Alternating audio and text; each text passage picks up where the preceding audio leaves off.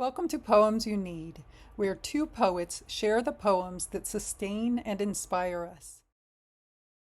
Hi, I'm Kelli Russell Agodon, And I'm Melissa Studdard. and we are here today on location at Holiday House in Palm Springs reading you the poems by Diane Seuss. And it's also a new book by Diane Seuss called Modern Poetry, and we wanted to give a big cheers to that. Diane. And this is my blue glass, which is great because the name of my poem that I chose is called Bluish, which is basically what this hotel is. I chose this poem for several reasons, but the way it begins is what really took me in. And the idea that you purchase something with thinking it's going to change your life, even in the smallest way.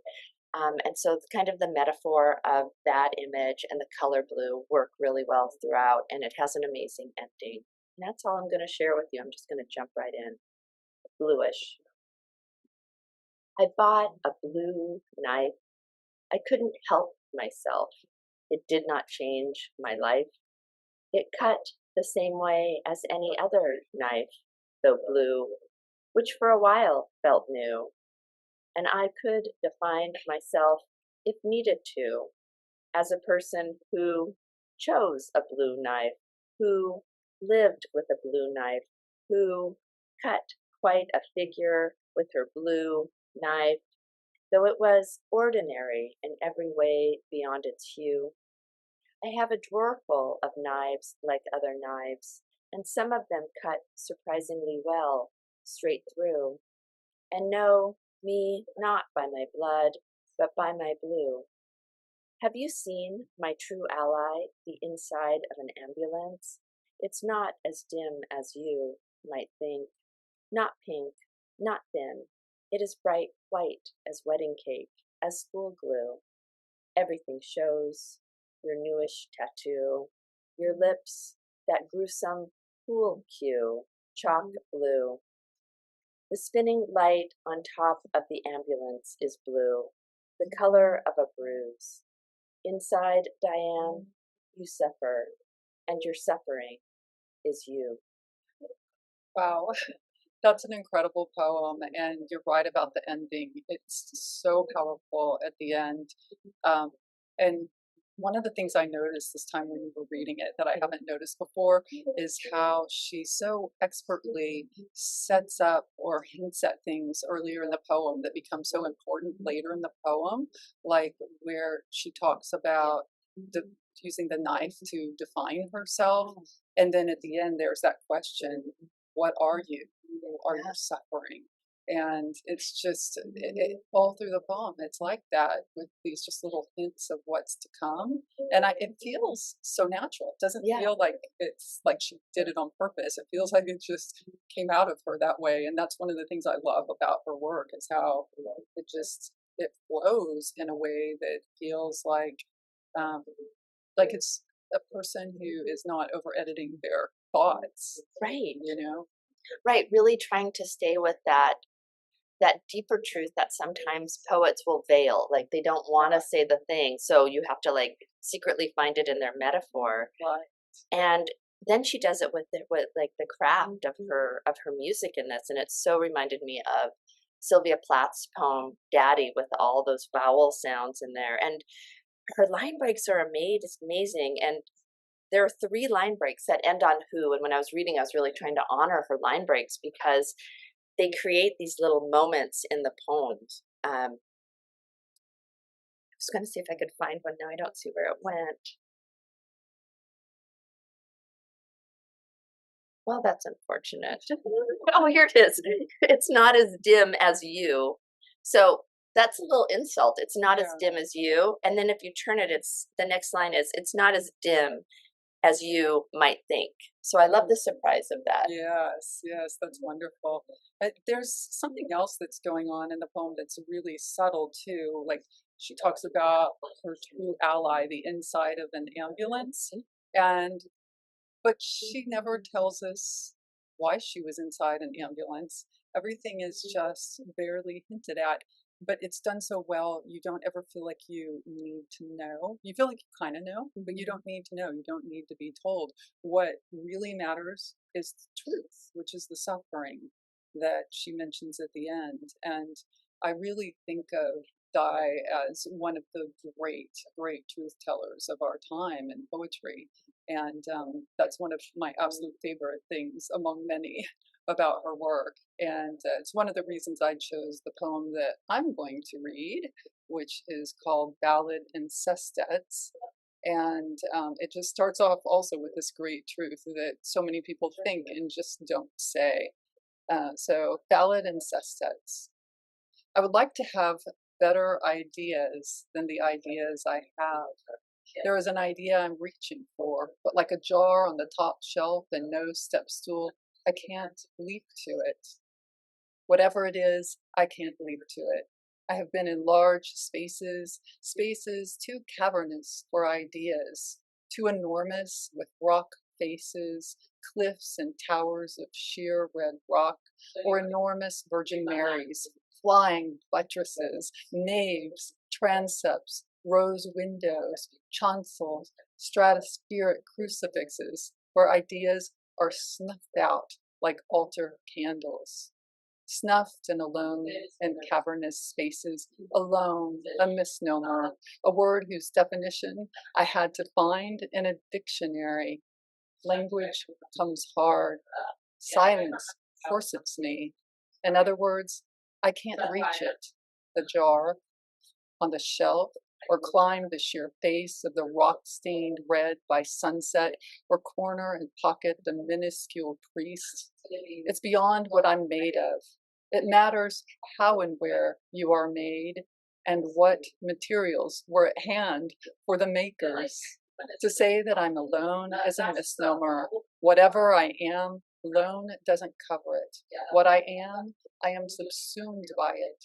It is pleasant to be without edges, to be a cloud in the luminous sky.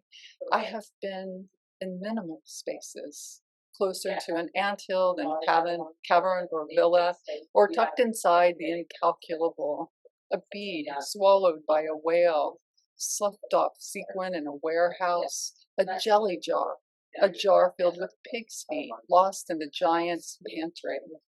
Once there was a honeymoon. The bride swang or swung out over deep water. No bells rang or rung. It was a honeymoon, a minor chord tucked inside a philharmonic. It was cold and dark and wind and stars. The closest neighbors were far. They shone.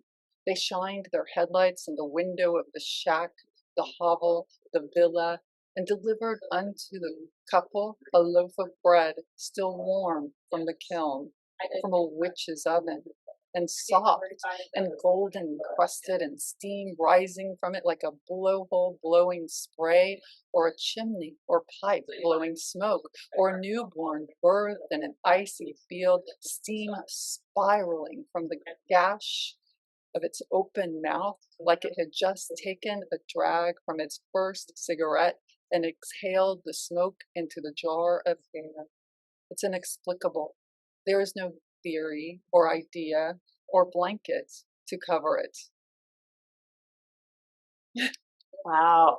I am so thankful that you chose this poem from Modern Poetry, because when Diane did a talk for To Sylvia's Weekly Muse Zoom series, she brought up that this poem and her book, Modern Poetry, the form was a ballad, and the companion poet was Keats. And that was something she thinks about when writing books. And I was just so taken by this idea. Like, her previous books, Frank's Sonnets, was Frank O'Hara, and the form was a sonnet.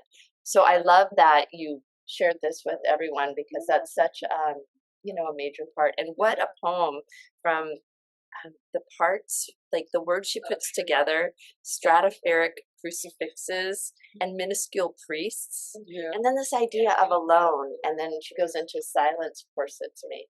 Yes, I love what she does with sound in both of the poems, which you mentioned in yours as well. But it's like sound is a real driver, and she uses so many different poetic techniques. And I think you and I have talked about this before, where sometimes a poet will discover a technique that they're good at, and let that be like the main driver for most of their poems.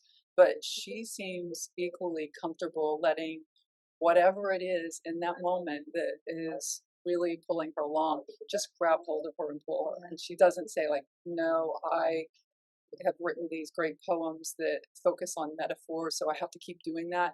Right. And here it's sound. Right. Yeah. Right. And I think, you had said when we talked before that Diane, it feels like these poems are written in flow state. And I love that idea. And the one thing I've noticed about a Diane Seuss poem is that you can't nail it down. You can't say this is a Diane Seuss poem because they are all so uniquely themselves. So and I think true. that's such a gift where a poet doesn't keep relying on that same, I don't want to say hack, but technique or one thing that they can do really well. That they keep continually stretching themselves. And I feel like she is a poet that has continually stretched herself. Like each book, you don't know what you're going to get. And it's always this wonderful surprise. Well, and I think poets are so often taught to find their voice. Yeah. And when you are trying to find your voice, I think what eventually happens is that you're going to start imitating yourself. Yeah. And so for me, it's not finding your own voice, it's finding the voice of the poem. What does the poem of it do? Yeah. And you have to, it's almost like when you're writing fiction and the characters get developed well enough that they start telling you what they want to do, and you can't make them do otherwise. And it feels like she's got that same kind of natural ability in her poems to just say, okay, I'm whatever's got a hold of me, I'm letting it pull me through this poem. Well, you just said that so beautifully, the idea of letting the poem have its voice as opposed to us as poets. Like, this is our voice. Just it's that, and maybe that's what Diane does so well, is she honors the poem over everything, and that's why her work is so good. Yeah, and I think one other thing to me about the reason why it feels so natural is that she doesn't edit out things, like something that another poet might say like, oh, this is an issue, I have to edit this out. Diane will not only leave it in, but find a way to build on it and make it a really intelligent part of the poem. Right. Like when she said swang or swung, Yep. I feel like another poet would have been like, no, I have to figure out which one it is, right, and get it right. But by her doing that, then that allows her to explore that part of language later in the poem. Yep. Language comes hard. Language comes hard. Yes. Well, okay. Let's give her cheers again. Yes, yes. Wonderful. Thank you for celebrating poetry with us today. Information about the poet and works featured can be found on the episode page. And if you enjoyed today's readings, please press the like button and subscribe so not to miss another poem. You can also share the episode with a friend, and we hope you do. Until next time, we wish you beauty, inspiration, and very meaningful days. May you always have the poems you need.